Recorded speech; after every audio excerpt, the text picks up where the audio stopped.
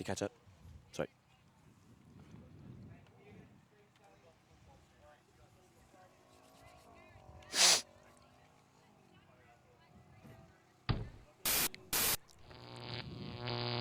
Alti.tv. Good morning and welcome. We're here at the final day of action at the Australian Ultimate Championships. We've got Sydney's Rogue matching up against Canberra's Factory. Both of these teams went down in their semi-finals yesterday afternoon. Rogue unable to match up against Melbourne's Ellipsis, and Factory suffering a crushing defeat at the hands of Greater Western Sydney Blaze. So we'll be hoping to see these teams come out with a renewed sense of fire here in the battle for the bronze, the 3-4 matchup. I'm Rob Swan, your commentator, with my co-host Kylie O'Brien. Morning, Rob. As we see the first pull go up to Factory. See Kirsten Eyre previously from Wollongong with the disc, sending it out wide back into the middle for Factory. Oh, that's a great grab there. Belinda Wilson with the disc. Oh, it's looking a little bit crowded around there for Factory, and didn't leave a lot of options for Wilson. Yeah, they look really strong advancing down the field. A lot of nicely spaced cuts, a lot of good 1-2s, and then getting a bit stagnant. Wilson taking that great grab, but unable to find an option. He looked off the first open card and then wasn't able to engage a reset. So Rogue with a chance to break. Chung will bring up the disc here. Zallim's isolated in the lane.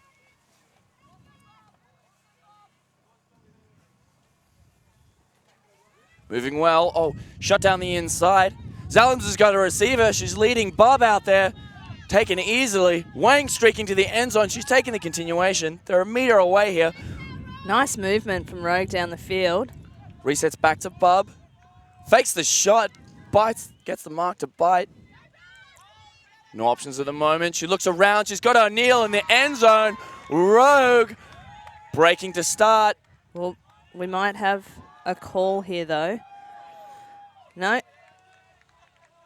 they'll chat about whether or not that was on the field. And Bar from Factory just asking the question, and perspectives provided. Looks like that one's actually out. And Factory, possession of the disc. Bit of a gift, that one. Good to see the Factory defense putting on a strong stand on the end zone line there, not providing Bub any options other than the very difficult up-the-line breakside shot. As Eyre has the disc with no options and can't connect with Dawson. Chung with the disc, knocking on the door here. He's looking for a good breakthrough. Resets it backwards to O'Neill. Oh no, shoots around. Scott Minescu at the back of the end zone. That's a nice grab. Might have been intended for Zallims, but Minescu's got the goal. I think you're right. We've seen that all weekend, though. The wind strong enough to just take the lip of that disc, lift it up over the head of the intended receiver. But Rogue will take that, and for Factory, they definitely don't want to be giving Rogue the disc right outside their end zone. You'd expect that they're going to convert more often than not from there. Yeah, absolutely. They've got skilled enough throwers that they can threaten the big crossfield, and Factory having to defend that big crossfield opens up a lot of space just behind the mark, as we've seen Rogue attack twice there. Once out of the field, once in the field. Factory yielding Rogue a couple of opportunities here. The Factory defense making a decent stand on the end zone line, but Rogue able to slot it in, and Factory offense with another opportunity to hold here. They're going to want to look to get a really good start in this game, really get themselves going, really get some momentum going, and really feel confident about this one. They've played a couple of games before, and when they've started well and really got the fire inside of them and really gotten their belief going, they've done very, very well. Yeah, and I think both teams will come into this game with a lot of confidence. We've just had a bit of confusion around the pull here.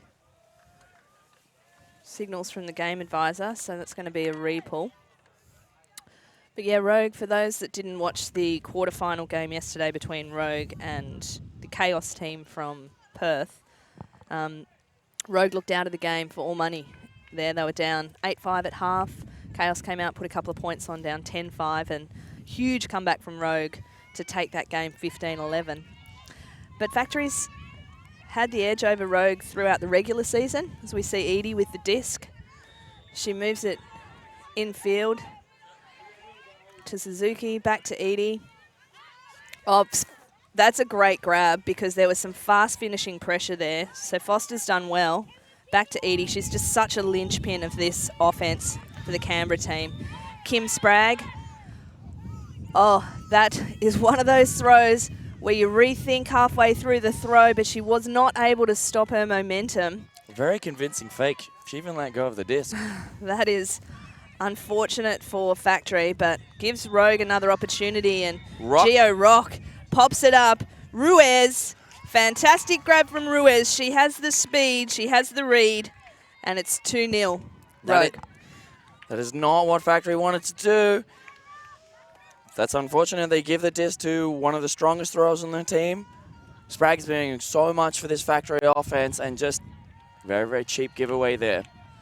You mentioned Edie before and the effect she was having to the Factory team. She had an absolute killer of a game in their semi-final. Factory unfortunately going down 15-4 to GWS, but Edie, one of the cutters on the team who was able to consistently get open, consistently get the disc and handle her throws in the wind, which was a rarity on the Factory team and showed in the result. I mean, I just think Edie's one of those timeless players. You know, she's been killing it since the early 2000s.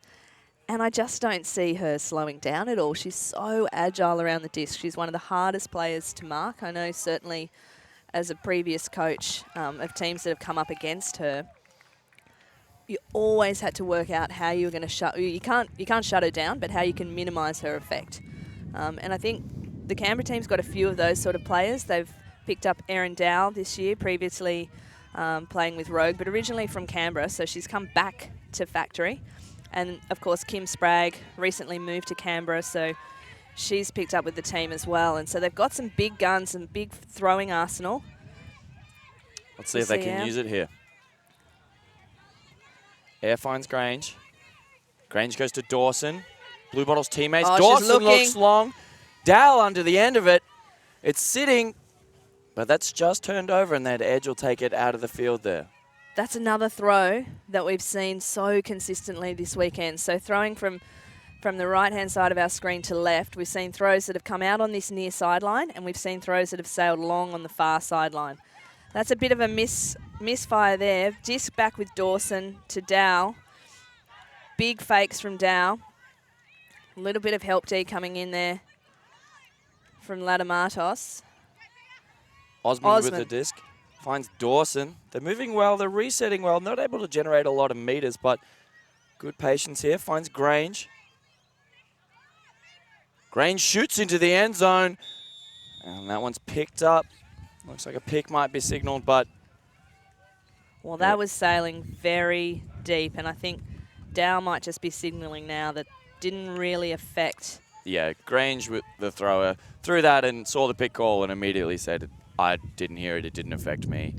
So it's great spirit shown from Factory, but not great discipline. They're going to need to hold on to it for a little bit longer. They did a really good job of resetting and moving across out the front. Don't need to be generating much yardage when the end zone is a short throwaway, but needed one more cutter in isolation, maybe a bit more discipline to get one at a time out of the stack. Chung brings it up and tries to shoot that inside, but that's pushed down in the wind. She's unable to connect with Lee, and Factory again knocking on the door here. Only about a third of the field to go, and Dow with the disc. Oh, hammer fake. Chung bought it. Not the second time. Dow looks up the line, just in front of Tehoog, but Dawson coming for the late grab, and there's a contact there. Oh, they're both up and about, which is good. Made me a bit nervous when I saw that because Tehoog recently, well, not so recently now, but did her ACL a little while ago, recovered well from that, back on the field. Would hate to see her suffer another injury. Disc with Valancourt. Moves it out wide to Ladamatos, who's just taken her eyes off the disc for a second. And now it's Rogue's turn to give Factory the disc right outside the end zone. This is danger time for the Rogue Passion team. This is going to be a test of the Rogue defense here. As Dow goes over the top, gets around the mark and flips it into Grange. Factory. Hold, there we go.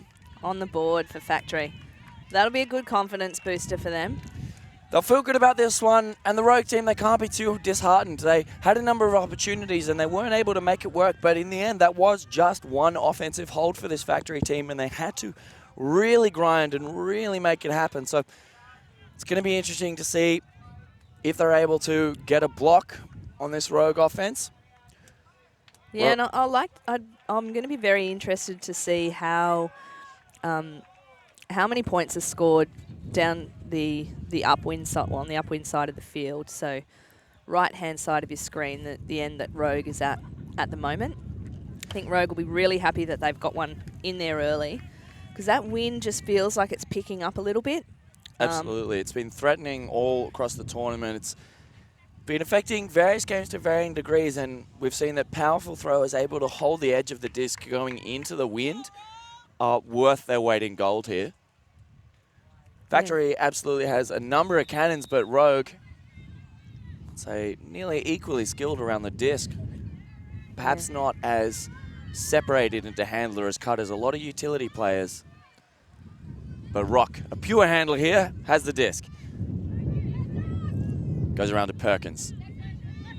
Perkins looks long, and that's just pushed down with the wind. And yeah, a bit too flat on that release for that throw. I think the option was okay. She had an open cutter in Wang, but just didn't get the distance. And I think Perkins, if she had that one again, she'd put a little bit more elevation on it and just allow it to get a little bit further towards the target. Yeah, as much as we talk about it being easier to go right to left, the discs do get pushed down or pushed out, so it's difficult to hold your accuracy. As much as it is difficult to go into the wind, and as we say that, Minescu comes screaming in for a block. Picks that off, didn't she? She saw it coming. Yeah, Wang finds Rock, and Rogue are resetting nicely here. Perkins with the disc. They've stabilized themselves outside of the end zone. Not a lot of cutters and isolations, and great switching defense. Really great switching. I think that's late in the count there. Perkins doesn't have a lot of options. That is great switching from Factory. That caused that turnover because Rock had come in to help with the later in the count reset. She was picked up by one of the Factory players. I think it might have been Edie in the lane there, and just shut down that opportunity. It just meant Perkins had to take another option. You always want to be trying to make your defensive player, so your offensive player, have to take their second or third preference. So she definitely had to do that then. Well played by Factory. You can see Perkins not very happy with that, but can't really fault her as Sprague goes around to Edie. Edie shoots for Suzuki in the open lane. Suzuki shoots the inside, but it's just over there, and Perkins with a diving block. She wanted that one back, didn't she? Let's see what she can do with it now. She's got the disc here. She's going to want to be patient, and she goes around. Sprague gets around in the block, and Perkins with a bit of head down. She's been feeling that one. Edie goes the other way. Emerson underneath, but Wang with the pace, but Wilson great off the pick back. Up from Wilson. Truly unbelievable. Back to Edie here. Doing it all for this Factory offense. It looks like there's a pick in the stack. Bit of a collision, and Wilson managing to make the most of that throw. Looks like Wang was all over it, but you've got to catch your Ds. Wilson able to eat up the scraps. Look, I think Wang's put in a pretty solid effort there. She was up high, outstretched hand. Obviously, you'd love her to catch it if she can, but 9 times out of 10, that's a D. For the Factory team, though, this is a really good opportunity. They've got great field position now going upwind.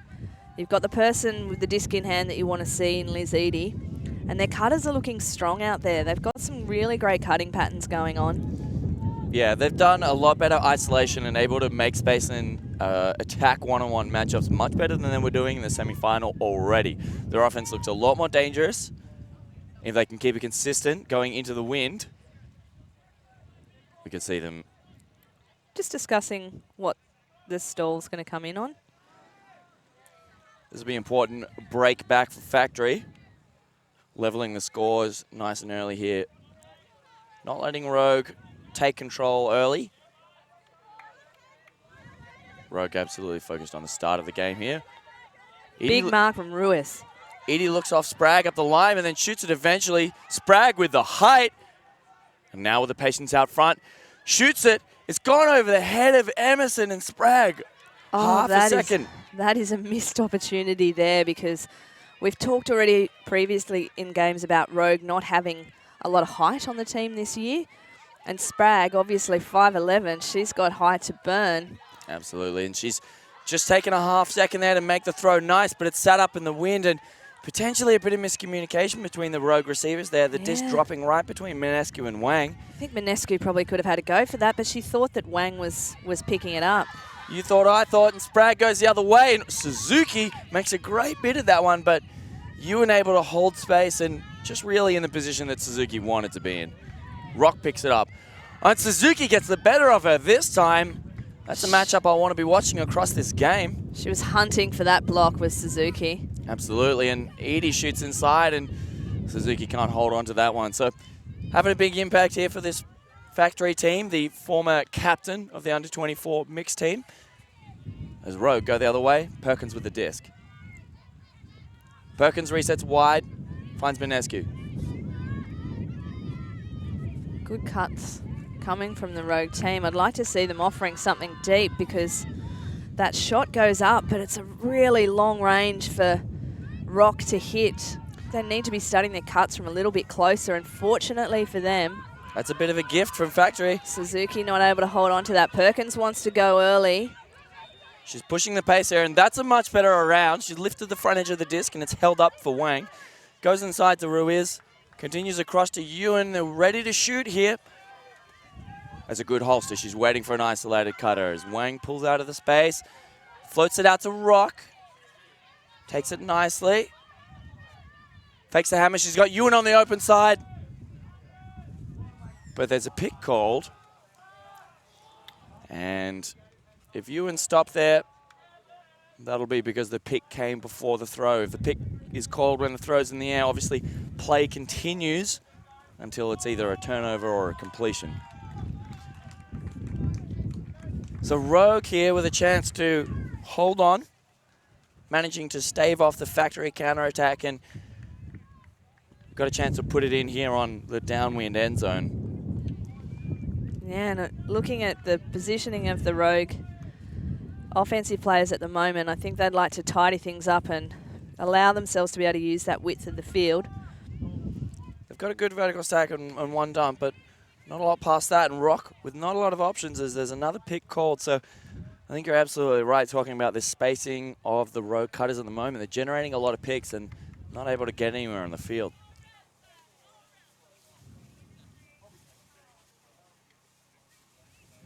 Rock's got to be disciplined here. She's got to wait for a good open cutter, but she shoots around early, and that one's looking like it's sailing out of the field. Jess Jones with a gate reach, but Rock too hasty to score. And now Edie shoots long. Wilson again with a great grab. She's been doing a lot downfield for Factory. That was an excellent grab from Belle Wilson.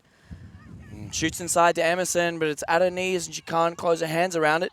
Wang picks up the disc, ready to go. Finds Ewan, and she's got cutters deep. Elects not to take it. Looks to reset to Rock. Finds Ruiz up the line there. A nice outlet cut from her.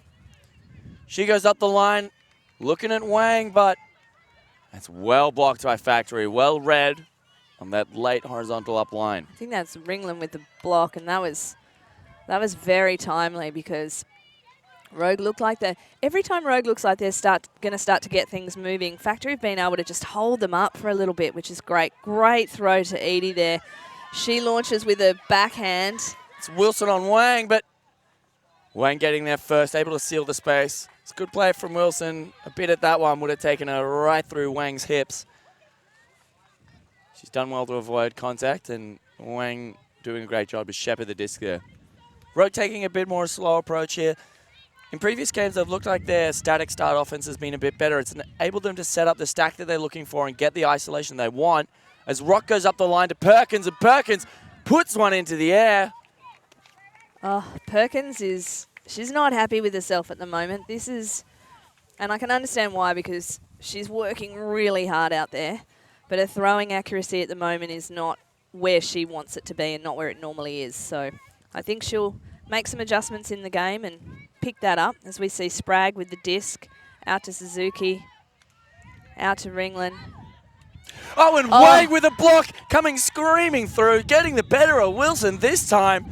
That's truly amazing defensive effort there. She's read that wide swing as Rowe goes the other way.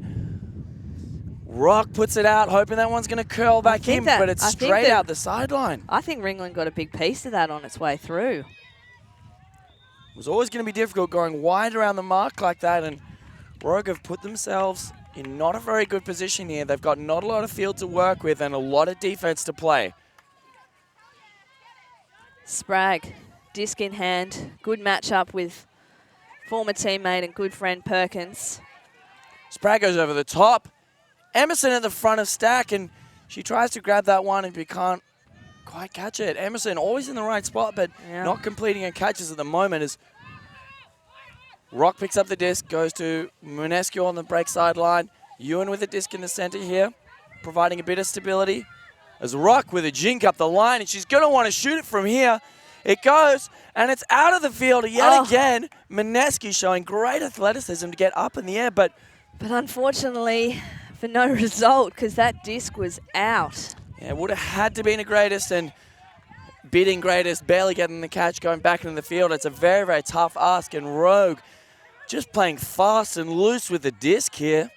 This is not what Coach Edgar's going to want to see. They're giving themselves lots of opportunities. I just don't think that their long shots are coming from the best positions at the moment. They need to work it through the middle and then look for the long shot. As we see Spragg, difficult throw into the middle, cleaned up by Jones. And Rogue get yet another opportunity. Rock with the disc. It's got to happen now. It's got to be a better offense than we've seen from them yet this point. They can't yield the disc too many times to Factory because eventually they're going to get punished for it. The Rock resets to Ewan. A lot better spacing here, but Rogue not getting very open on the open side, and that one's out of the hands of Riz, and who else but Edie to pick that one up, and well collected by Foster. I think that's Tolly with the disc. Moves it to Spragg. Out to Suzuki. We've got a call. At the moment, though, I think in terms of the spacing that we're seeing, Canberra, the Factory team, are looking like they're using the width of the field better. And their cuts, it looks like the timing of the road cuts is just slightly off at the moment, which is messing up their structures. As we see Spragg under a lot of heat from Perkins, big shot. And she's called a foul. I'm not surprised with that because it's going to be interesting to see how Perkins reacts to what's happened in this point so far. She's had a real tough run, and she's in the handler position for Rogue and having to been asked to do a lot and move the disc a lot, and very challenging in these conditions. She's not had a high completion rate. So often what we can see is that when a handler is in a position like that and they're not getting what they want, or things aren't flowing off their team, they want to do more. Perkins is absolutely a grinder and a hard worker. She's going to want to have a bigger impact to make it happen, but it might well be best to reel that in and just play through the systems and just distribute and take it easy. Let our cutters do the hard work here. And we see on the replay there that Perkins stuck the foot out for the block, but I think there was some body contact there. As we see, nice pull in from Tolly. Back to Edie, and she shoots.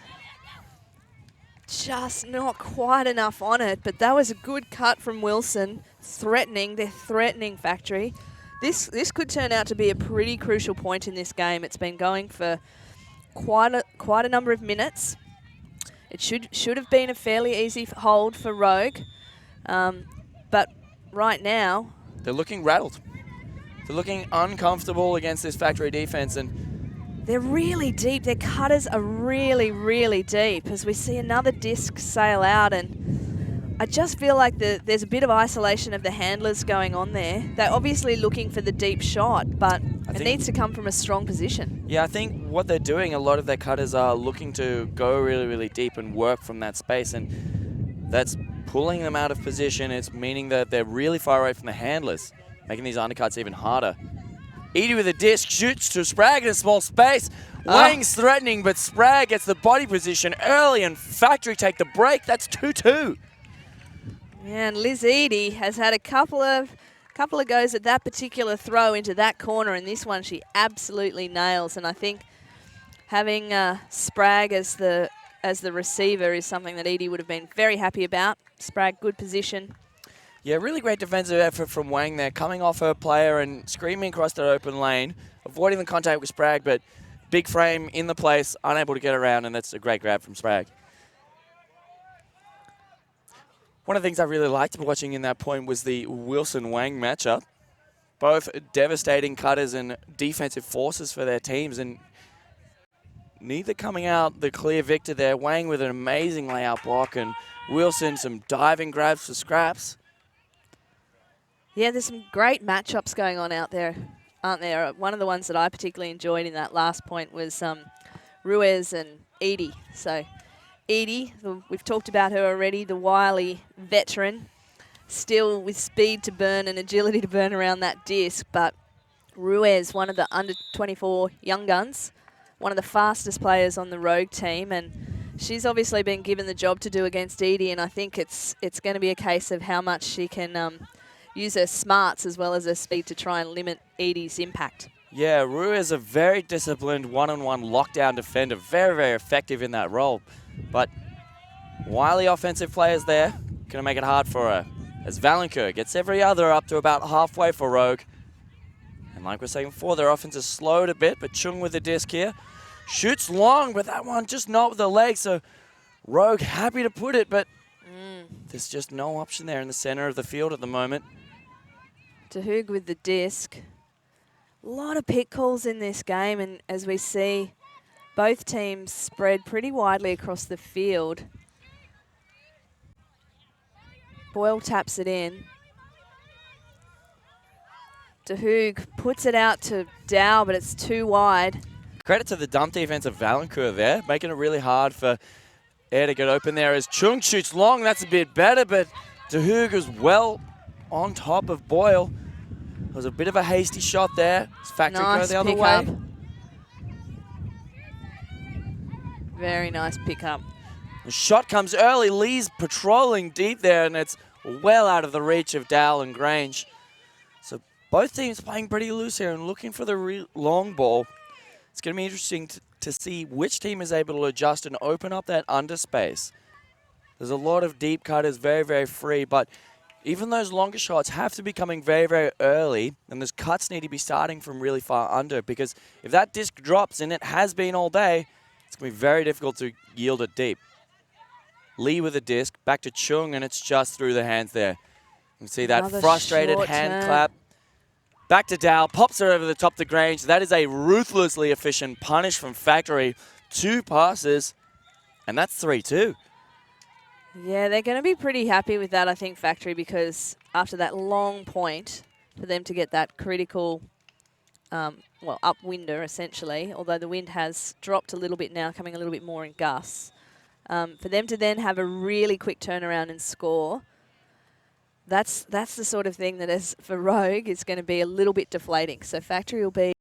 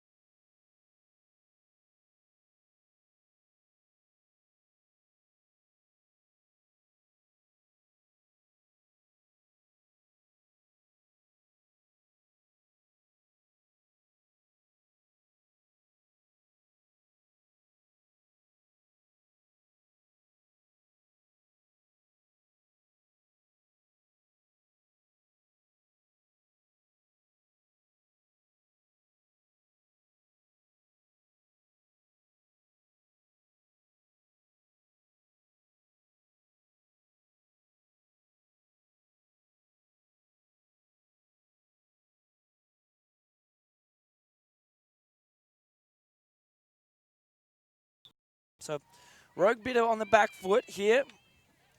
in this first quarter of the game.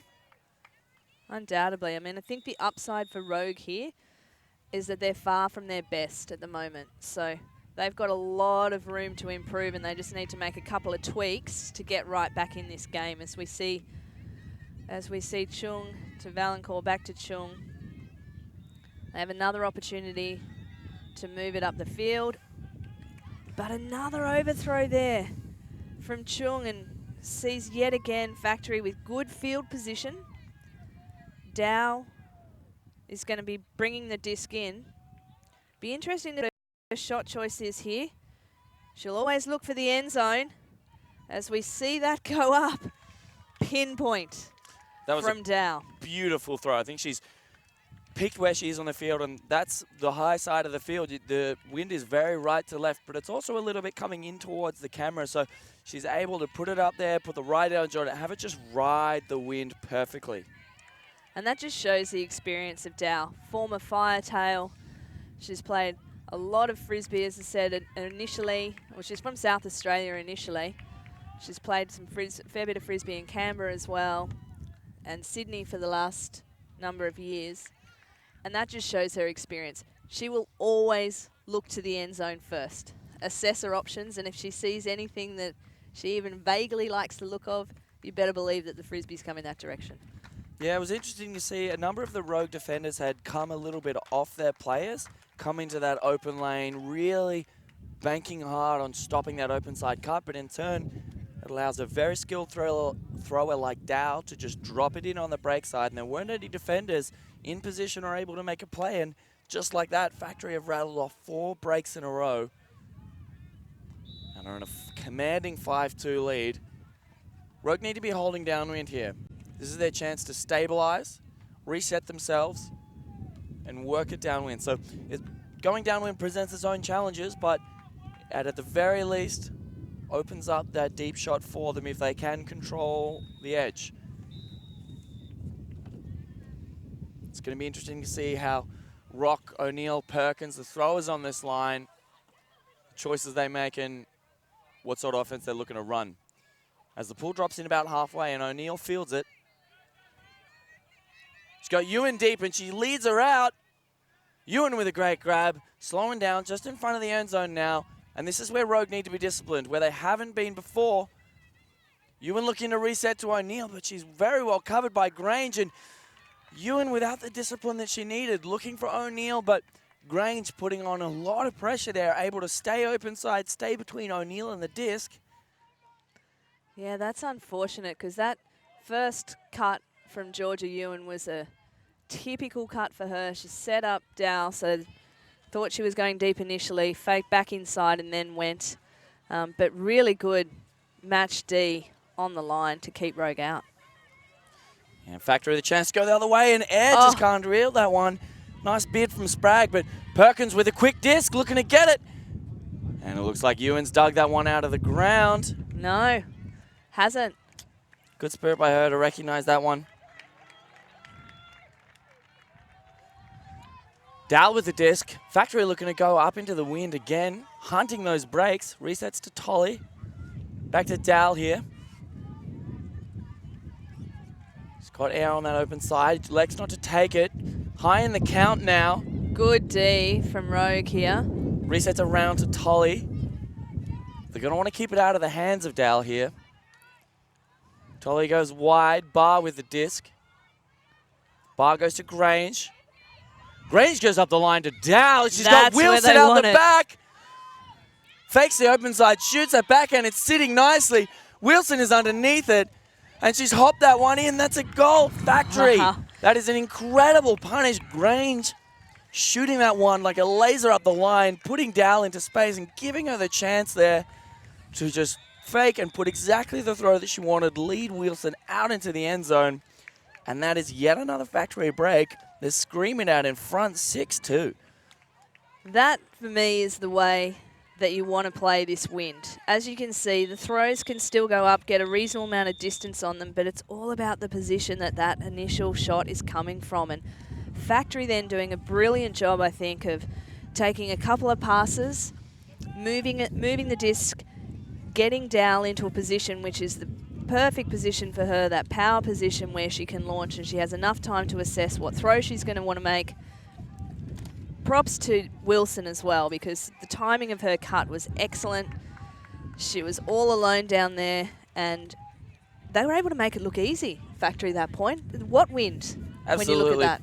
I think that's one of the things that Rogue were trying to do is keep the disc out of the hands of Dal, but Granger with a beautiful shot. She just led her out into space, and Dal didn't have that much separation, but that was an absolute dime and got her in the position, and just Rogue unable to slow this Factory offense here.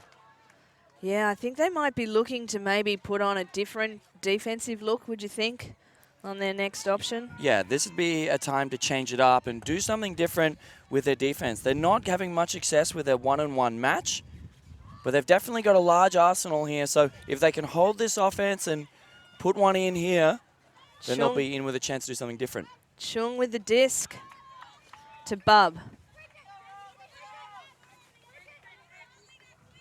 Valancourt holds on to it there.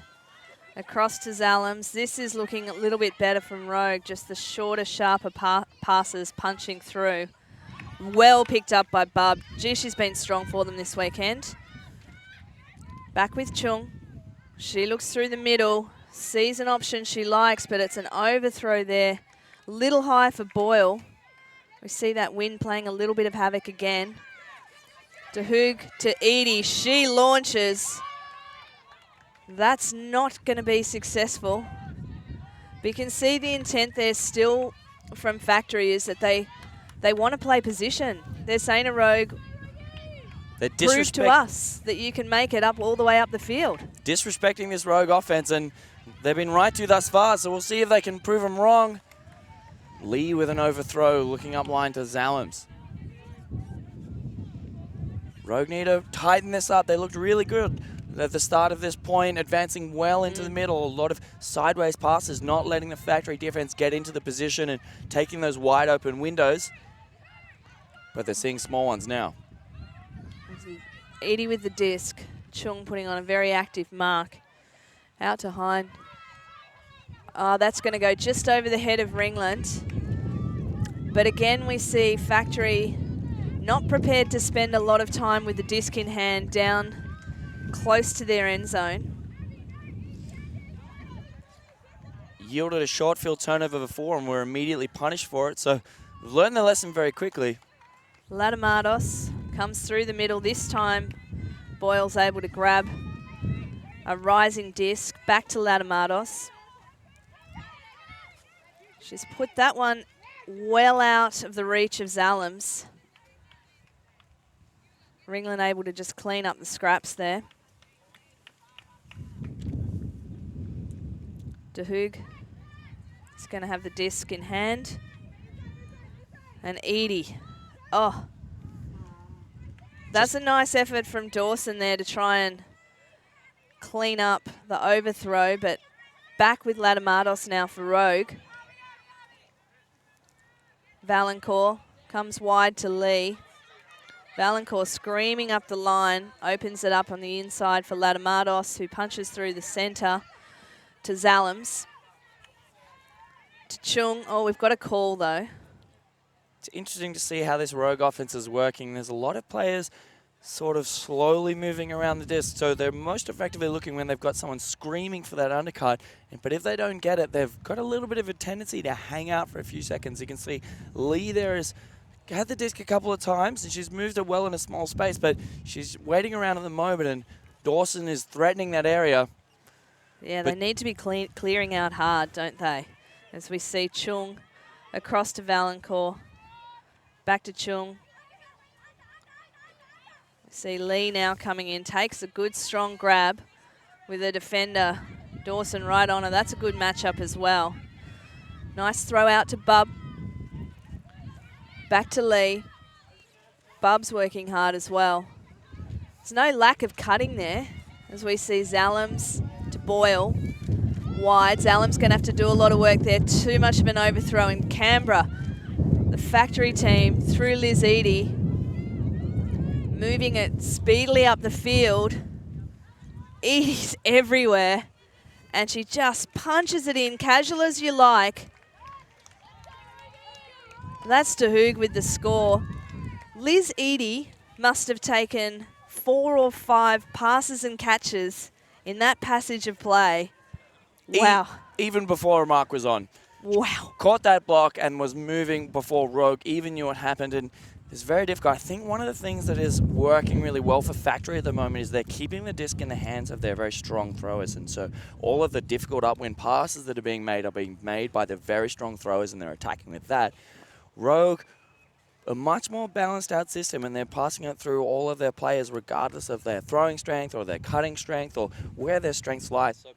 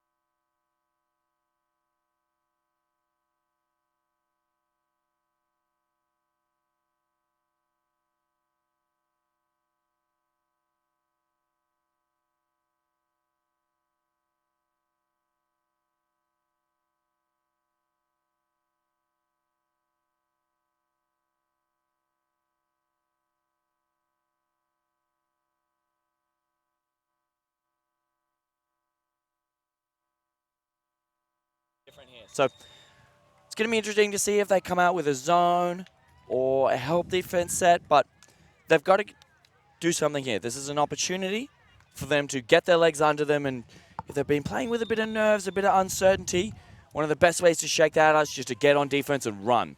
Exactly. You can put this effort in, put this fire in here. There's Lee pulling well into the wind. See Edie with the disc straight away to Emerson, and then off to DeHoog. Out wide to Edie. She launches that flick. That's a good shot, but, oh, again, just a little bit over the head of Tolly. Tolly, one of the speedsters of this Canberra team. You can see she's drawing the Lee matchup there. It's one of the best aerial defenders on this Rogue team. And you can see how the wind can play a bit of havoc, because when Edie launched that shot, it didn't look like it had a huge amount of juice on it, but it still sailed deep, as we see Chung with the disc to Zalams in this sideline space here. Out to Valancourt. She's isolated here. Chung up the middle, and that just bounces off her chest. Came in pretty hard, but she'd expect to take that. We see Emerson picking it up. Looks for Edie. That's a cheap giveaway. Yeah, DeHoog just not able to hold on to that. And Rogue lived to fight another day in this half. Chung with the disc. Great pickup by Bub. Molly Valancourt. That was a good effort from her, but well peeled off from Emerson, because Valancourt was away from her match, but Emerson saw the danger, came across, made the D. It's great field vision from her. Back in the familiar hands of Edie, who launches again with the flick. Lee eats that up. Good up call from the sideline to give her some awareness of what was coming. And suddenly Rogue are on the move. They look best when they're able to hit those cuts from movement rather than static, as we see Chung hits Allams. It's a score, but there'd been a call already, a pick call. So we'll come back to Chung. Yeah, that one pick call came well before throw went up. Rogue have been very happy working it down this sideline channel. And we see again Chung to Lee. Oh, Zalem steps in front of her, steals her thunder, cuts her grass. But the end result is Rogue gets a much needed break back. And they've gone into the win. That's what they've been looking to do. And that was a much better point from them. They were still stretching those leading passes, but only at a range of sort of 15, maybe 20 meters of the max. Not trying to push those 30-meter flicks going into the win, which is always going to be a difficult challenge for them. Yeah, I think they were able to get a little bit of movement going as well, rather than having to hold up after each pass, because the factory defense is forcing them to do that. So I think for factory now, a little bit of pressure goes back on them. They're obviously still, they've got a good lead, but now they need to make sure of it upwind so that they can take half. And Rogue, they're going to have a little sniff now. They're going to be thinking they could get another point now, just narrow that gap a little bit more and put themselves in with a good opportunity. Absolutely. So 7-3, 7-4 now. So well within striking distance, particularly if they can get a block going downwind here. And this is another chance. They've got their defense here. It's a time to really test Factory's ability to go into the wind. As Brown fields up to Spragg. Lee drawing the Spragg matchup. She launches straight away. This is much better response. Everybody's under the disc there. And there's contact. Ooh. Wilson right in the center there, and she's gone up and tried to make a grab at that, but Riz was a step in front.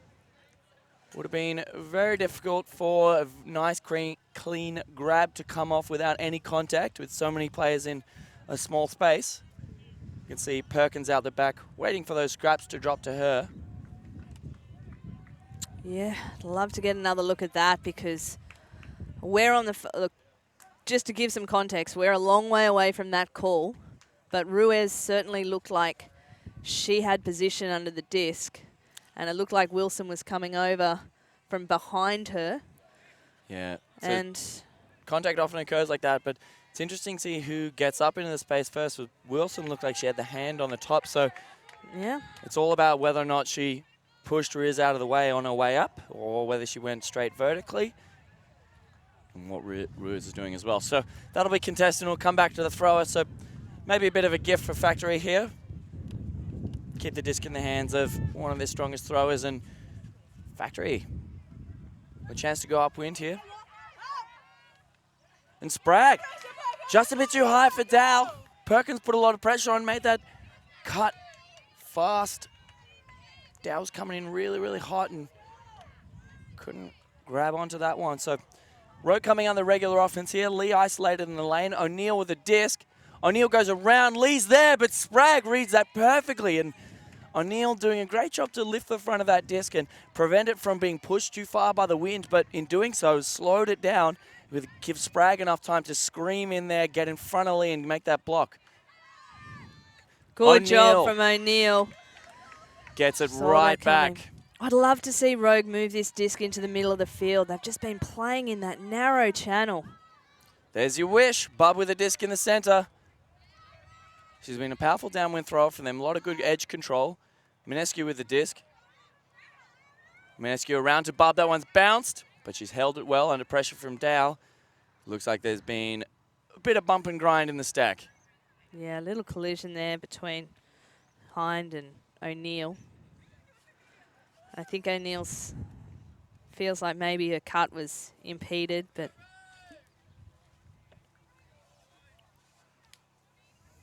and that'll be uncontested fouls.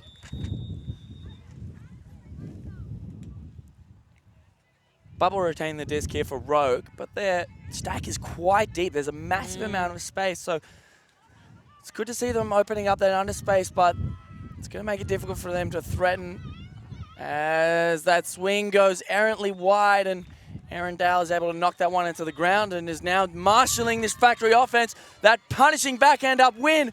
Wilson's there, but Ruiz. Wow, that is a fantastic throw from Aaron Dowell to allow Factory to take half when it was looking like Rogue was going to threaten and narrow it up there. But just unable again to hit that dump. There was some smart poaching in the lane. The dump was open, could not hit it. And then Aaron Dowell sees the opportunity. And once again, we see Belinda Wilson finding that space deep. She's loving having all these throwers that can hit her at any part of the end zone. Yeah, Ruiz playing good defense there, and she was chasing. She was nearly in with a chance to make that block there, but Wilson just with a couple of steps able to get to the disc first, and Rogue cannot be letting Aaron Dowell throw back ends upwind. That has to be their #1 priority if they're going to stop this Factory offense going into the wind. They can't let those back ends up. They have been a goal almost every single time. There's very few throwers on the field that can make that shot. She's one of them. We're going to take a break for half time, and we will see you shortly to see who's going to be the bronze medalist in this Canberra Factory versus Sydney Rogue Passion bronze medal match.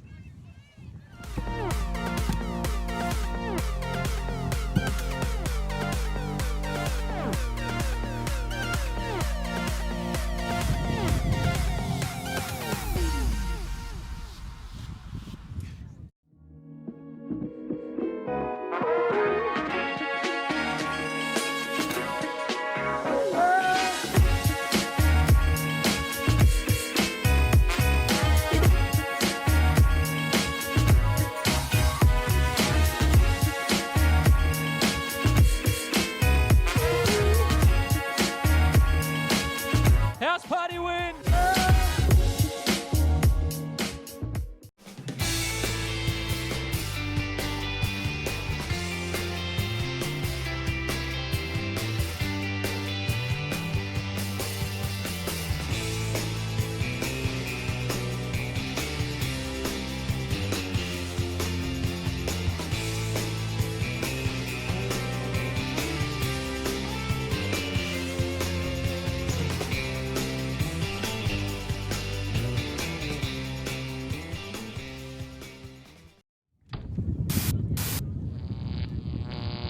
Alti.tv.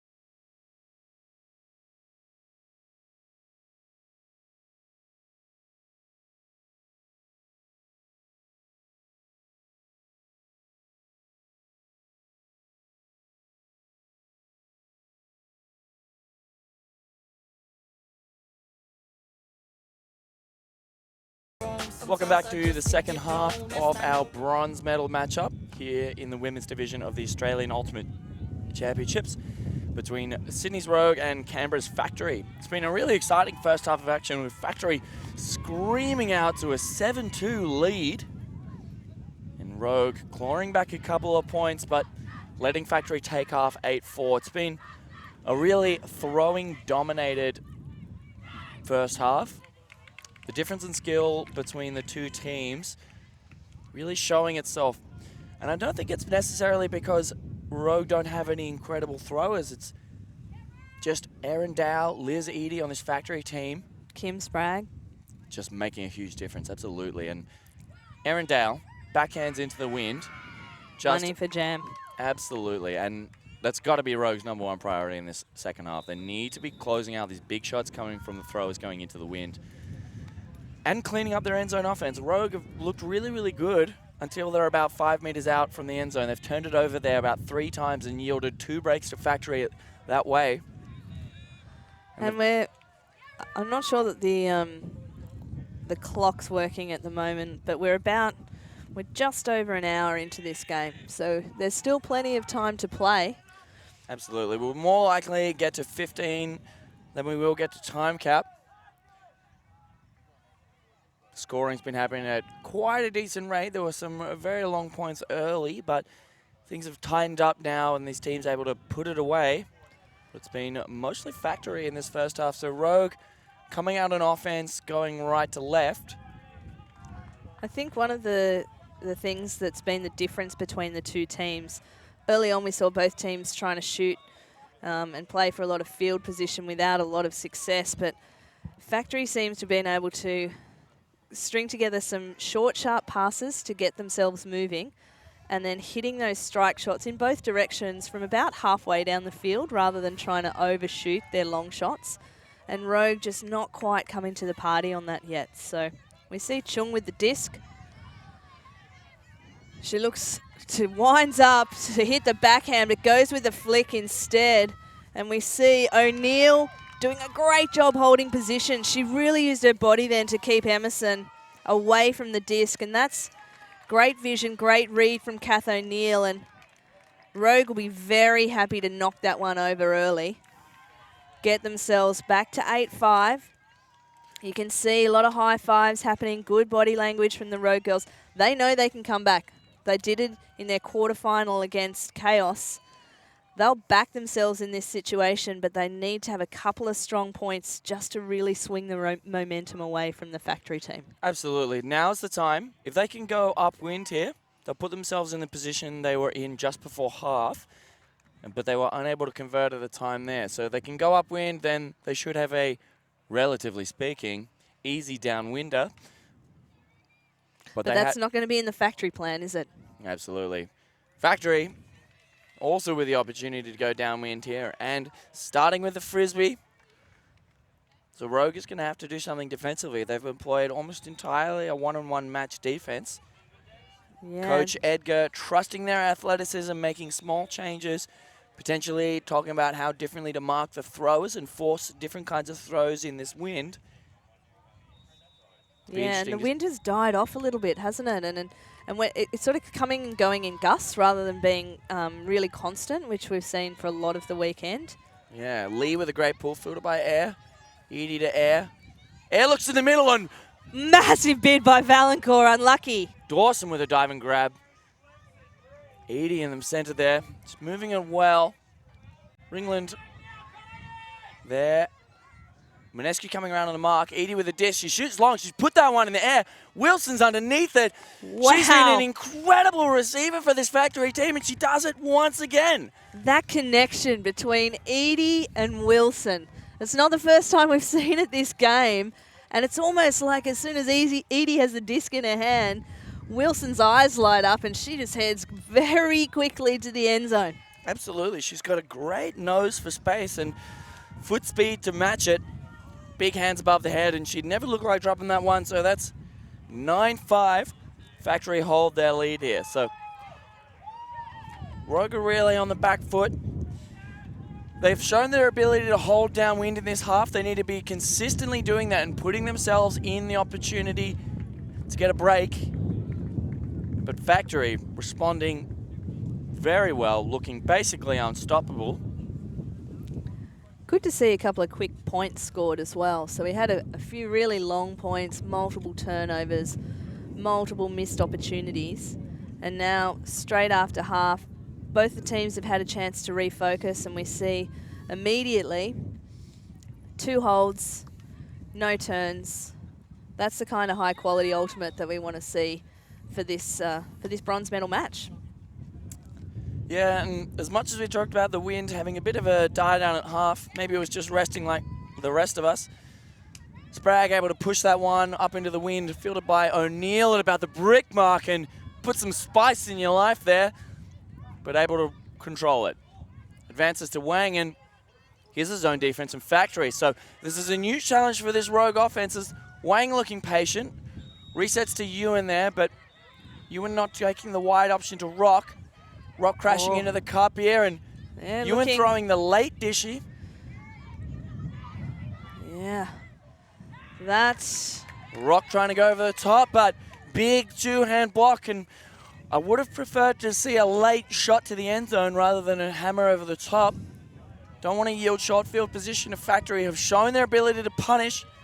Brown with a disc. Oh, and Perkins! An unbelievable grab. She's read the cut from Sprague. She's gotten one back on her. Just put her body on the line there, and she's called an injury. Perkins. No, I don't know that she has. She's just taken a second, regathered herself. They needed that Rogue. I love this change up from Factory, though. They've had instant results. Rogue now knows that that zone's going to be on, and let's hope they play it a little bit better this time. Yeah. Really looking like they're kind of... didn't have a lot of popping options coming in for that last... Yeah, it was all handler action. Rock was there and Ewan was there, but no one coming from the other side of the disc. Love it. O'Neill shoots well, finds Wang, but she's very unhappy with that drop there. And Dow with the disc again. This is the danger zone for Rogue. Giving Dow the disc, and she's winding up for that backhand. Boyle can't let that backhand off. She's got to force Dow to throw those flicks. They're very powerful, but not quite as penetrating as the backhand. And Sprague goes around to Dow. Factory looking good here. Rogue playing defense.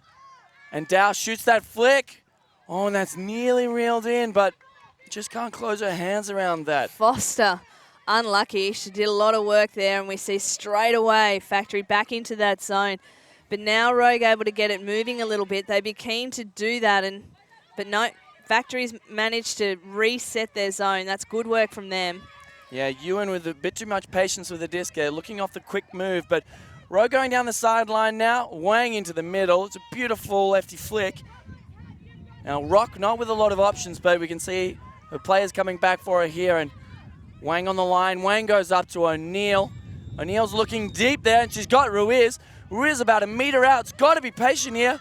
Rock open in the end zone, but she's looking for the close one on the line, and Ruiz wanted the break. Who was that on the mark? Was that Dow? She's definitely getting in around there. The couple of people coming down to set that zone, and yeah, I'm not sure if it was Dow or Grange, but either way, the pressure on the mark there on Ruiz, which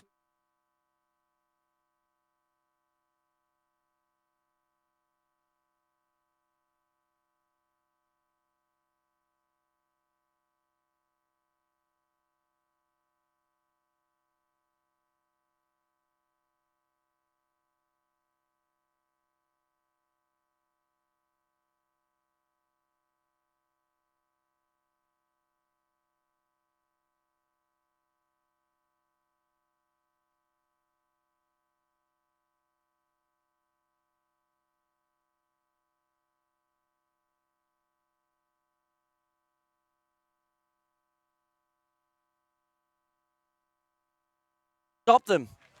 There's Grange with a high flick, went in front of a bidding Dow. They weren't quite ready for that one. It was very creative. Factory transitioning back to a one-on-one match defense, and Rock with a disc here, shoots high and across. Boyle's there, and she's taking that one. That's a nice shot from Rock, taking a page out of Dow's book from earlier in the game, and it wasn't pretty and it took them a lot, but Rogue were able to hold on to that one, and it's now 6-9. Factory lead. And when things aren't falling quite the way that you want, you take your scores however you can get them. But I think at the back of their minds that Rogue Passion and particularly Coach Edgar, they're going to expect more of themselves. Edgar's going to expect more of her team on that end zone line. Their conversion rate has just been well below what I think the benchmark is that they'd set themselves from that position. You know, you work so hard in Ultimate to get those short turns because they're like gold. Absolutely, and they're setting themselves up with a position to make something happen. You can see that we've got O'Neill with a disc and Ewan coming out in the space and isolated, looking for that one short pass, but Factory doing a really great job of adjusting, double teaming that isolation player. Foster on the dump coming off into the space. They're able to read O'Neill looking for that poach. So it's very adaptive defense from Factory, but Rogue able to get away with one here. Yeah, it's great team defense from Factory, isn't it? The help D there. I've been really impressed with how they've been playing their defensive sets through this game. And we see now a pull from Lee. That's a good pull into the wind. And Factory with the chance to have another smooth, solid hit. We see Suzuki with the disc. She hits the flick. Big flick. Zalams is there over her head, over the head of Wilson as well, who's ever lurking in that end zone. Yeah, the wind giveth and the wind taketh away. Popped over the head of Zalams. Looked like it might drop into Wilson, but over her head as well. So, but I love the fact that Factory's obviously given their team license to take the shots if it's on. Suzuki there with a very confident throw from good position. Just see it being taken away a little bit by the wind. And now Rogue's going to be asked to take it all the way up the field again. Chung with the disc. Good defense from Factory. And we see the cut coming from Valancourt. I like that cut. Minescu bidding well, but Edie now with the disc. She's going to look to bring it back in field. Suzuki just can't quite hold on to it. Chung's picking up a movement very, very quickly I like now. that. That is great work from Chung. She sees Valancourt. Valancourt's put up a little bit of a hospital pass, you'd have to say. Oh! We have 4 bodies involved with Zalams just picking up the scraps on the end. We had Lee up first. Yeah, we're playing on. Edie says, too many people in there. Let's just play on. Lee. Oh! Minescu's grabbed that with under some big heat from Emerson. Yeah, both of them diving well at that disc. Minescu looks like she might be in a bit of pain here. It looked like she had control of that disc before the contact occurred, and that's what they'll talk about. Yeah, I think that's true, and Emerson agrees, and they've just called a score. Looks like it's an uncontested strip in the end zone there, so that'll be Minescu's disc. Wait, I think we're talking about whether it's a foul or a strip. So if Minescu has the disc in her possession, then it's knocked out of her control, that's a strip. And if it's uncontested, that's a goal. However, if the contact occurred before she had the disc and it prevented her, and it's uncontested, that's an uncontested foul. It'll be Minescu's disc at the front of the end zone. Yep, we've called, and it's called a goal. Yeah, there was an interesting one, because watching it on the replay, it looked like Minescu had the disc, but then the contact sort of helped her ground strip herself. Yeah, and interesting because Emerson stood up and started to signal a goal like she was ready. But Minescu wanted to have a bit of chat about it, make sure of what happened. I think we've arrived at the right result there. And Rogue. They needed that one, didn't they? They get one into the wind. Bring it back to a 2-point game, and now they've got the advantage. That's a 9-7, a Factory lead, but Rogue showing a lot of signs of life in this second half, really injecting themselves back into the game. Look, this is going to be a critical point coming up now, because if Rogue can get the D and score the downwinder and make it 9-8, we are game on. But I think if Factory are able to reply immediately with an upwinder, that's just going to take a little bit of confidence out of the Rogue team. Certainly not saying that this is the point that's going to decide the game, but I think it's going to be very critical in determining result. Yeah, it's interesting. Factory have been able to respond previously in this game when Rogue have worked themselves into an upwinder and looked confident, trying to get a break going downwind. Factory have punched it in and punished Rogue previously. Yeah. So if they can replicate that performance, they'll really cut off this Rogue counter-attack. That wind has just stepped up though, hasn't it, as DeHoog takes the disc back to Edie. She looks to launch it, but that is coming straight out.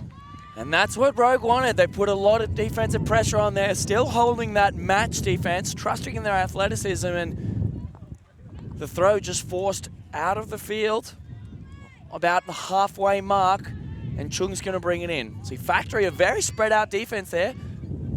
Ewan open in the center there for the flick, but Chung elects not to take it and shoots.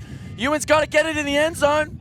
And Sprague with a pace to get there first, and that's not what Rogue wanted to be doing. Yeah, I think if Sprague hadn't read that, I think there's a very good chance that Ewan could have run that down, but she saw Sprague had the position. Sprague knew it was coming. She knows these girls very well. Yeah, but counting on Sprague to miss something is not going to get you very far, but Factory give that back one cheaply. Chung with the disc to Latamados. To O'Neill, big fake. O'Neill's free. I like this movement from Kath O'Neill, and that is a score for Rogue. That's what they were looking for. That was really, really great movement from Latamados and O'Neill working in front of the end zone. Those two have played together in that role many, many times on their UNSW squad. They're the captains of the Sirens. Though O'Neill's graduated now, you can see that spark working for them then, and that's generated a very open look. Perkins with a goal. 8-9. Rogue are in this game. Look how easy they make it look when they use that width of the field as well. I mean, as you said, Kath O'Neill doing some great work around the disc there and really opening it up. And then they're able to score just under no pressure. No contested mark on that throw into the end zone. And that's the way I think that Rogue will want to be trying to play a lot of those points, so that they don't get into these long points with multiple turnovers in them. Yeah, you can see that if there's a really, really long point, it happens a lot of this tournament that is a long point comes when it's a very, very close game. The pressure just builds and builds and builds and builds across the point. And even though it might just be 1 point, you know, slight change in the score of the end rate, it can be absolutely heartbreaking for the team that doesn't come away from it. Take the wind out of their sails, and the other team feels like they've just climbed a mountain and they're now on top. And look, Factory's got to still be feeling pretty good. They've taken a timeout there, which I actually think is a good call for them before they start on this downwind side. Erin Dow, the captain, doing a lot of talking in there. You can see her body language really trying to G the team up. But the reality is they're still in the box seat. They're going downwind now to make it 10-8. We've got probably around a little bit over 20 minutes left until cap in this game. And so Factory, I think, would still be feeling pretty confident of their ability to back themselves in. They know they can score the upwinders. They've done it on multiple occasions this game, and they've looked most likely to threaten those. And now they've just got to consolidate with this downwind point. They'd be looking for a nice, easy score, you know, 4 or 5 passes, and just punch it in to take them to a 2-point lead. Absolutely. And Rogue have brought themselves within striking distance. They're going to have a number of opportunities, but at scoring at this rate, we're not going to reach points cap. So it might come down to the wire here, as Minescu with a really nice pull going into the wind. Yeah, that's a good pull. See the disc with air, moves out now to, Dow is remonstrating with her team. She wanted that backhand deep option. Suzuki now. She looks back to air. Very nicely picked up by Air. DeHoog with the disc. Moves it back inside. That's picked up nicely by Air. They needed her to do that because that was overthrown. Dawson through the middle. That's Valancourt! Unbelievable block. That is a huge block from Valancourt. Comes off her player. Sees Air looking for that inside. Just jumps out in the lane. That's an amazing block. Chung with the disc. She puts up the throw. There's a pack building underneath it. And is unable to take the grab. And they'll have a chat about whether or not contact occurred. Dawson thinks she's up in the space already. Bit of a sandwich there for Minescu. Dawson definitely got the height on her there. It's going to be interesting. I think whether or not this comes back or isn't uncontested, I don't think Chung will be happy with that throw. That's one of the ones that we've seen has been a turnover for Rogue multiple times already in this game. You know, those long leading upwind flicks are very, very difficult. And it was an interesting choice, really, because it almost looked premeditated. Yeah, I think so. She was looking at Bub in the lane, and Bub took quite a powerful cut deep and had a lot of separation. But Chung, yeah, we've decided no foul there, and I think that's probably the right call. As we see Dal again with the disc. She's looking over to Suzuki, but that... Oh, Suzuki makes a great bit at that, but again, that leading edge was taking the disc away from her. Tricky conditions still. Yeah, Rogue with a chance here, but Chung's going to bring the disc in there, but she's got to be looking for a safer option. So her flick has not been serving her well going into the wind in this game, but she's got Valancourt open in the dump space there. She's got to be taking her swings. Valancourt gets the disc. Perkins, great pick up there. They bring it to this side of the field again, through the middle to Bub. Great, strong grab by Bub. Gee, she's been effective in there for them. Chung sees Zalams. They're knocking on the door now, Rogue. But Zalams holds it up patiently.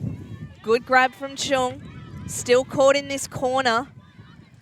A lot of cutters in a small space, but Bub with the hands and the toes. Bub. Rogue have gone Wow. upwind. 9-9. We've got ourselves a tie game. Wow. Way to toe that in. Shannon Bub, she has been having an absolute cracker all weekend. But this game, she's one of the Rogue players that is consistently offering that cut in the middle of the field. And I think that just gives them so many options. She's so strong. Heading towards the disc, you just back her to catch it, and her ability to toe that disc in there was fantastic. Absolutely, a truly remarkable play, and that's what we've asked out of Rogue. Their backs against the wall, they're in a very, very difficult position. They've responded with an upwind break. It was very tight in that corner. We could see a number of factory players sort of floating there. No real space to work with, but only got to get your toes down. And are we going to see another comeback from Rogue? Look, anything's possible. It's a tie game, and like we said before, Factory were in a good position, but Rogue taking that another upwind break. They've rattled off 3 in a row now. They've got a hold downwind here. Factory will be amped, they'll be excited. They've got a lot of strong throwers on this line. Edie and Spragg ready to go to work. Yeah. Rogue's got to come out ready to stop it. Got to nip this one in the bud. I think Factory understand the importance of this point. They need to hold upwind here, both for their own confidence and for the scoreline. Dis lands in, good pull. Edie goes to Spragg. Spragg in the center of the field, looks inside. Oh, and that's just out of the hands of Tolly. Rogue is circling here. They can smell the blood in the water. Factory look rattled. Oh, O'Neill's got a strut on almost as she takes towards the disc. And floats that break out for you, and that's that break that hasn't been connecting this game. They've been looking for it, but at that range, with no poach defenders off the back, that is safe as houses. That's 10-9. We've got a Rogue lead late in the game, and Factory trying to rally themselves here. They're jogging to the line. They need to build some confidence. They've still in striking distance here, but Rogue with all the energy, all the fire, feeling like they can take control of this game. And Factory is just slipping out of their grasp. Wow, I just loved the body language of O'Neill there. She had an absolute strut on as she approached that disc, and you could just tell she knew she was going to put it in. Georgia Ewan, she'll always offer that cut, and as you said, they haven't had much success with it this game so far, but that was a great throw from O'Neill. Absolutely. Just popped it into the corner, and she should feel very proud of herself right now. It was a good edge that we've been looking for, just enough of the front, outside in, and the front edge raised, able to hold it in the air and float out there. And this time, no Spragg lurking out the back to close out that early. Yeah. So here we go. Lee's going to have the pull, and Factory with a chance to reassert themselves as an offensive force in this game. Yeah, we see Dow back to air. Dow doesn't want to muck around with it. That is a great cut there. Wow, that is a fantastic cut from Caitlin Grange. I'm going to say that's very premeditated from the Factory team. Erin Dow said, I'm going to put that disc deep. Let's make sure we've got a screaming gutter into the end zone. And Caitlin Grange. Yeah, it's interesting. You can see there's a couple of little discussions going on the road group. There was no mark on Erin Dow, and that is a crucial blown defensive matchup because, as we said before, you cannot leave that back end unmarked. She'll put it wherever she likes it, in whatever direction she likes it, and that one, undroppable. Grange just had to run there and close her hands. Dow did all the hard work, but Rogue. That's a bad time to be blowing their defensive matchups, but it's not the end of the world. They've yielded themselves a downwind. Yeah, but it's a good point for Factory as well, because they were just starting to, you know, have a couple of chinks in the armour there with a couple of points scored against them. Rogue getting that upwind and taking the lead for the first time. And so now they've managed to draw it back level again, and they'll be looking for an opportunity to get their own upwind here. And I think if Rogue gives them a short turn, they'll certainly back themselves to go straight back into the lead. Yeah, a lot of gesticulation, a lot of pointing from O'Neill on the line, pointing right at that end zone. They'll be looking to just send it long, no short field turns. Good pull. And we see Factory coming down again in a junk. Chung to Latamatos. Latamatos back to Chung. They're working here. So this has slowed the Rogue offense previously and prevented them gaining yards, but we've got to make it happen now as Latamatos with a disc on the line. She shoots that beautiful flick. Oh, it's just out of the hands of Zalams. That's a really nice look. O'Neill had a lot of success with those outside-in flicks going down the line, but couldn't reel that one in. Sprague finds to Hoog. Goes wide to Dow, but she's dropped that one. She's yielded the turn to Rogue. Oh, she's not happy with herself either, and understandable because that defense got them the turn that they wanted. I like that they put that on. They've seen Rogue scored a couple of easy points on the deep shot. They've shut it down with the zone. Chung with a disc, O'Neill in isolation. Chung with a good holster here. Sprague coming off, allowing the easy dump to Perkins. Perkins back to Chung. Rogue very spaced out in the end zone here. Chung shoots inside, but that was always going to be carried by the wind.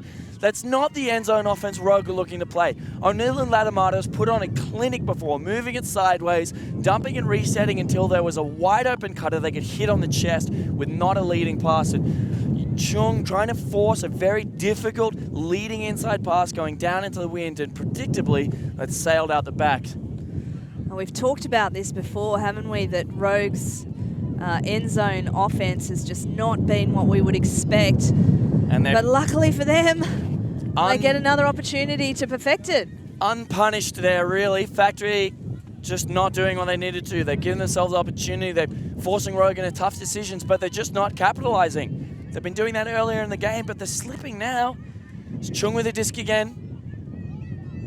Puts it in front of Zalams, hits the deck, takes the grab, and Rogue hold on going downwind here. Keep their 1 point lead, 11-10. The onus is still on Factory to go upwind here. Unlucky for Suzuki there. She did a really great job shutting down those first couple of jinks from Zalams. But Zalams able to persevere, triumph in the end.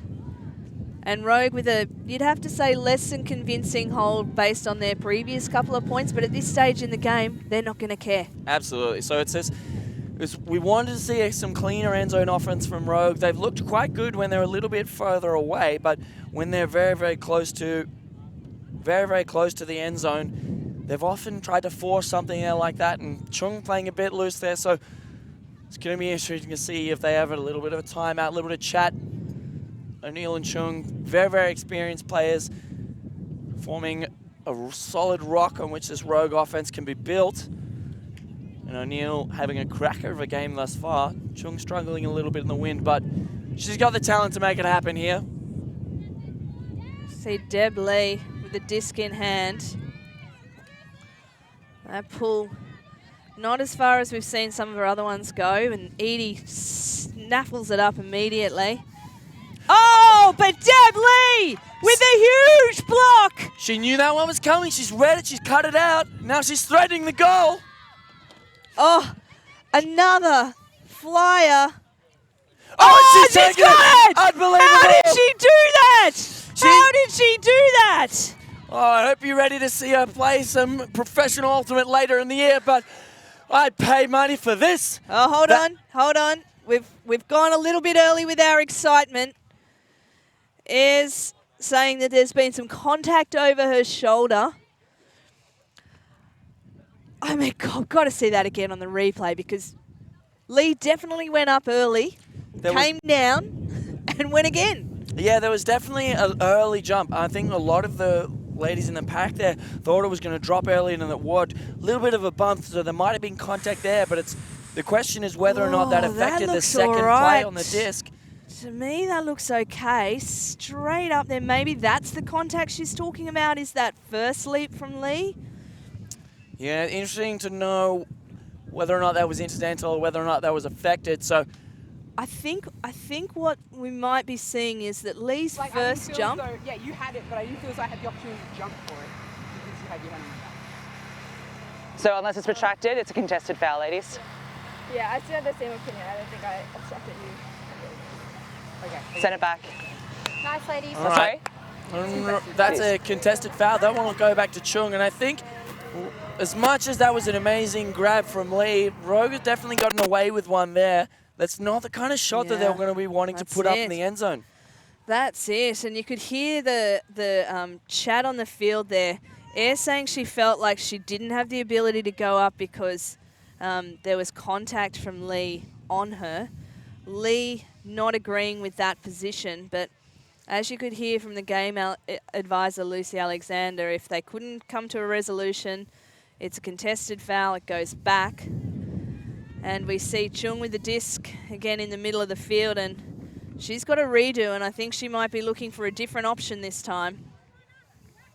Oh, and she leads O'Neill on the inside. That's a challenging throw.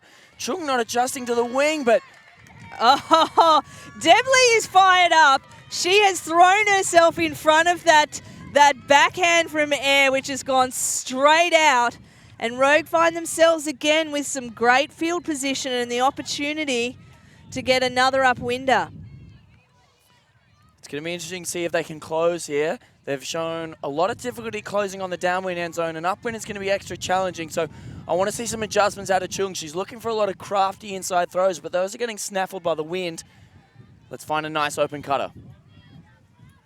Oh, moves it wide. That's nice. Bub again, no surprises.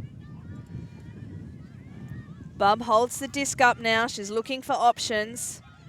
She's not getting a lot, but High stall count. Wang late on the open side. It's a bit of a question about when she first gained contact, gained control of the disc, and whether she was in the field.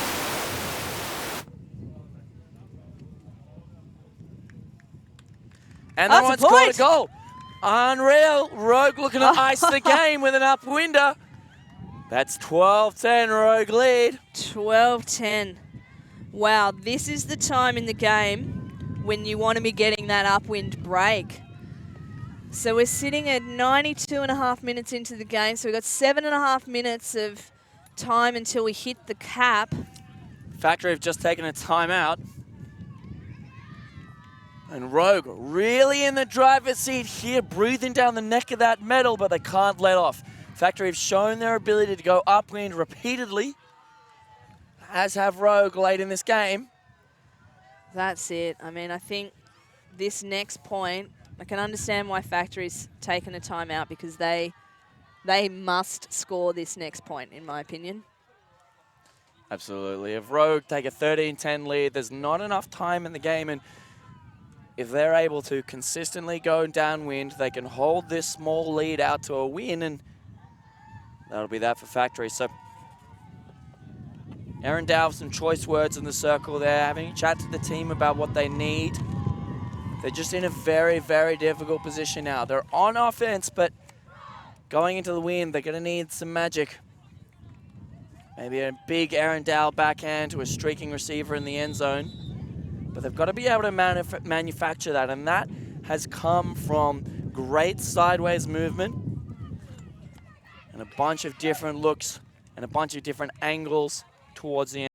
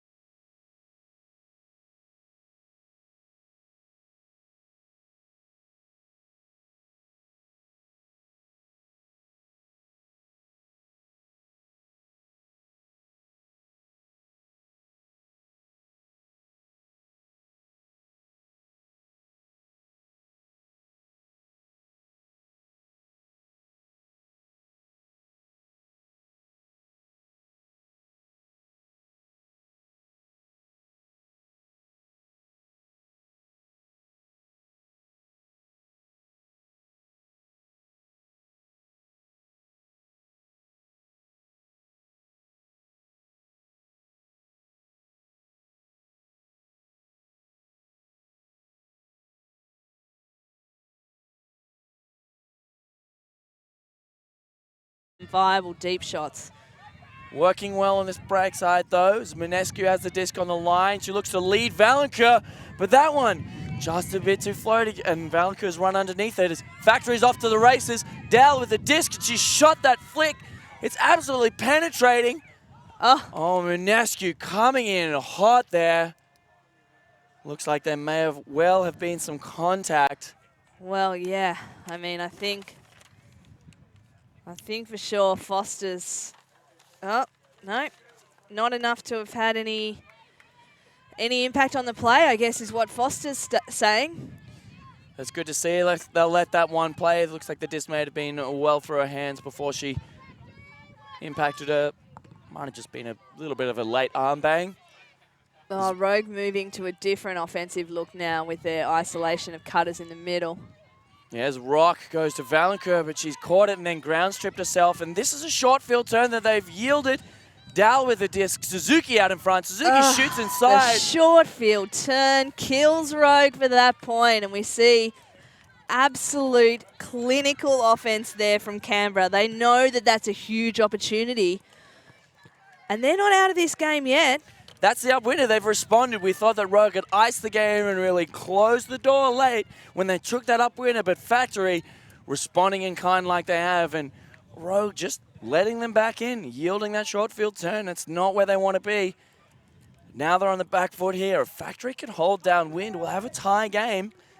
Yeah, how exciting. I mean, we talked about that point being pretty critical, that if Rogue scored that point, we couldn't see an easy way for Factory to come back into it. But Factory have kept themselves in this game. Now they find themselves on that downwind position, and I wonder what offense they're going to play moving up here, because what defense they're going to play moving up here, because when they've been able to shut down Rogue from getting into that flow, they've made them look really static and made them look really tentative, and that's certainly what they'll be aiming for again on this point. Wouldn't be surprised to see them bring out that zone again. There's a huge pull from Dal, and it's going to sail out though. So Rogue will bring it in the brick mark, but based on the way they're running down, I'd be very, very confident in calling a Factory zone set as they're setting up around the brick mark, and Rogue are going to have to adapt. They haven't gone upwind against this zone yet, so it's going to be a different game. Yeah. They've got Chung and O'Neill, Bub, Lee and Ewan out the back. Ruiz in the middle here, so they've got the skills and the talent to make it happen. Zalem gets it wide. Zalem back to Chung. Again, Bub, just so reliable in there for them. Chung holds it up. She's persisting with that flick, and we see 3 Rogue players there in the end. I think that was Zalem's who came in and just stole Deb Lee's thunder. Deb waiting patiently for the disc, and Zalem says, "I'll take that stat, thanks very much." Yeah, well placed by Chung. She's had a bit of trouble with that upwind flick, but this one going a little bit high, just like she wanted it to, over the defender, and then dropping into, I think, the worst threat, biggest threat there to that goal was Rogue themselves. That too many players ready to grab that one, but Zalem's taking no prisoners, screams in for that goal, and Rogue respond very, very well here. That's an upwinder at exactly the right time, and really looked just untroubled by that zone. 3 upwinders in a row, the last 3 points. That's a bit of turnaround considering what we've seen for the rest of the game. So again, we find ourselves in that position where if Rogue's able to score this, get the defense and score this downwinder, they're going to make it very, very difficult for Factory.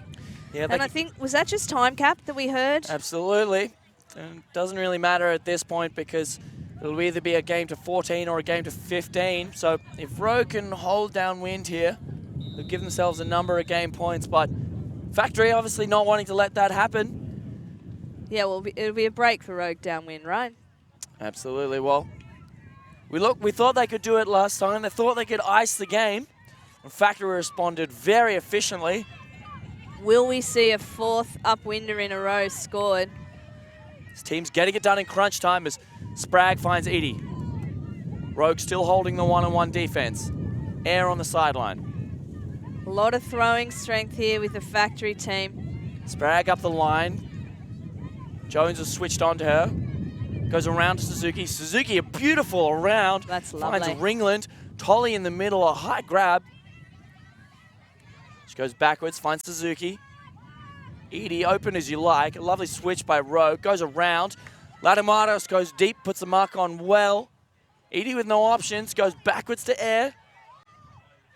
Goes around, looks to Spragg, but Perkins on the end of that one. And she's looking for options here, trying to holster that. Latamatos with a disc in the center, calling her cutters under. Finds Wang, another UNSW teammate on the open side. Wang giving her, yeah, no thanks, give me something nicer, please. Well, Perkins is lurking the end zone, but she's got Spragg on her. Wang goes around, but just the slightly wrong edge on that one. A little outside in would have drifted back into Perkins, and that one sails away. Spragg brings in the disc and shoots long, Liz finds Edie. Edie Great cut. yet again, and she's got the backhand around. Wang on Suzuki. Suzuki takes the grab. They're a few meters away from an upwinder here. Osmond with the disc, marked by Lamb. She's floated out in front, but Suzuki with the pace. Wow. Factory have responded. They've got upwind here. They've brought the game close, and it's 13-12. Wow, that is 4 upwinders in a row. We haven't talked too much about Thea Osmond in this game, but her mum Helen, one of the founding players of the factory team. I've known Thea since she was about 2, and she puts in one of the most important passes in the game. One of the young guns with such poise. How was the touch on that throw? Absolutely. To Suzuki. Going into the wind, looked stable, looked an easy grab there, and Suzuki with the pace to reel it in, and just Wang unable to get into the space there. Just had to rely on the throw, but it was too good from Osmond. Let's take a minute to talk about Suzuki. She has had an unbelievable game. She has been, some of the throws that she's ripped, particularly on that backhand side, opening up the field. Her cutting has been so strong. Absolutely. She has massively impressed me. Absolutely. She's been an absolutely reliable cannon. Not taking some of the longer shots, but always looking incisive and easy, and her big, wide swings opening up the width of the field for this factory team have been absolutely invaluable. Able to get open, score goals, seemingly at will. Well, we see that's a great pull. Leaving Rogue with a lot of work to do, so we're on a game to 14. Chung launches that backhand. Lee, great read from Lee. And now Rogue find themselves again with good field position. Lee hits Zalams. Lee again. Takes the grab in the end That's zone, it for Rogue. and they've done it. They've gone upwind. They've avoided a universe point. It was a game to 14, and they've iced it right at the end there. They've gone upwind. They haven't let Factory take the downwinder and force a universe point situation. 5 upwind points in a row to finish out the game. Who would have thought that at the start of this match when we saw teams really struggling to score in that direction? It's absolutely incredible. True show of class from these teams here. Rogue coming out the victors, 14-12.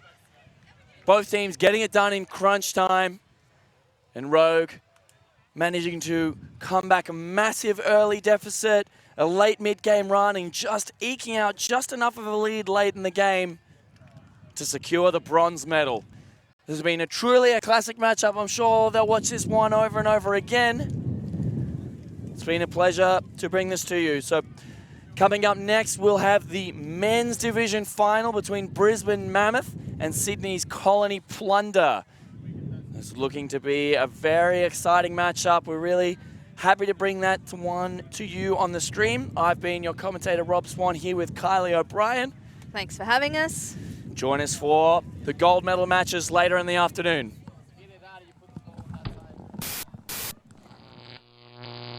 Alti.tv